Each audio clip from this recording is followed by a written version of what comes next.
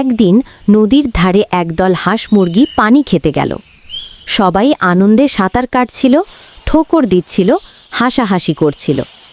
হঠাৎ নদীর মাঝখান থেকে এক ভয়ানক শব্দ এলো, এই থামো, আমি এই নদীর রাজা। সবাই তাকিয়ে দেখে এক বিশাল কুমির মুখ খুলে দাঁড়িয়ে আছে। কুমির বলল, এই নদীতে যা আছে সব আমার, তোমরা আমার অনুমতি ছাড়া এখানে কেন এসেছো? হাঁসটা একটু ভয় পেলেও সাহস করে বলল, তুমি নদীর রাজা হতে পারো, কিন্তু এই নদীর পানি সবার জন্য। সূর্য যেমন সবার উপর আলো দেয়, পানি তেমনি সবার অধিকার। কুমির হেসে বলল, তোমরা ছোট প্রাণী, আমার সামনে দাঁড়াতে পারো না।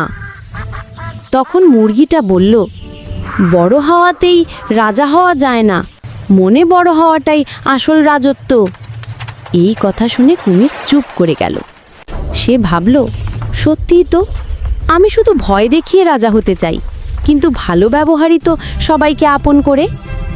তারপর সে হাঁস মুরগিদের ক্ষমা চাইল আর বলল, তোমরাই ঠিক বলেছ, রাজা সেই যে সবার মঙ্গল চায়। সেদিন থেকে কুমির নদীর রাজা নয়, বরং নদীর বন্ধু হয়ে গেল। হাঁস মুরগিরাও তাকে ভালোবেসে কুমির ভাই বলে ডাকতে লাগলো।